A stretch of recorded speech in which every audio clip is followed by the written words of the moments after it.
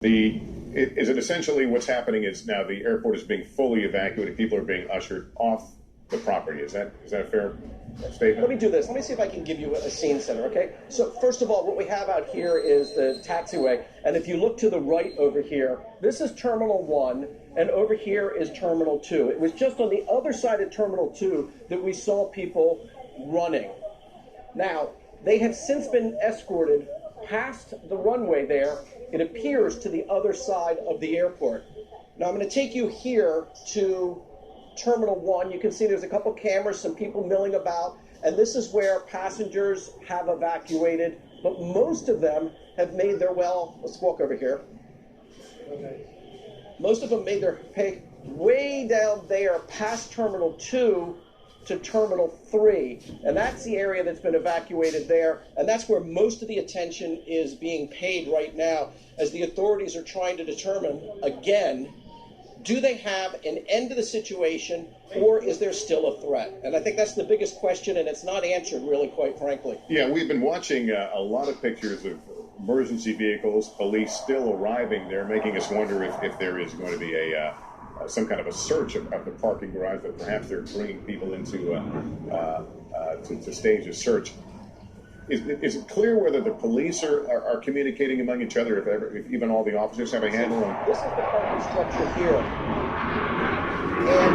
And just down there, so this is the parking structure for Terminal 1. It's over there. It's a separate parking structure. There's a little bridge that crosses over there. It's there at Terminal 2, where they entered into the parking structure. And like I said, I saw them go in. They went in with a lot of force, with a lot of energy, but I did not see many people come out. You, I know, talked to a number of witnesses. We just had on John Schlichter, who was an incredible witness and witnessed people shot all around him here. You must have a real sense for how horrible it was in that baggage based on the people you've talked to, Karen.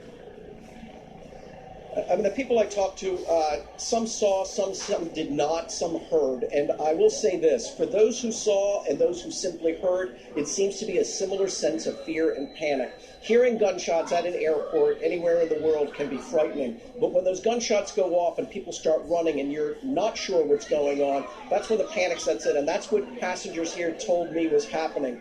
Panic was setting in. They didn't even know which way to run. There really wasn't anybody directing them. And so the chaos of a crowd running can be as dangerous as anything because people fall and they're not sure what's going on.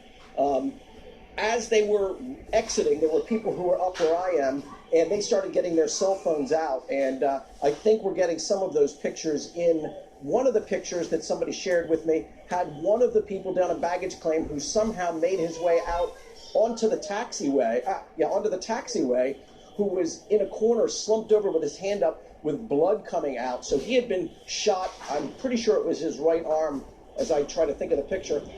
And they said it was shortly thereafter that the ambulances showed up and started administering some support and some help to him there. Obviously, there's a lot of police presence at every airport in the country. This is the Broward Sheriff's Office. This is their responsibility.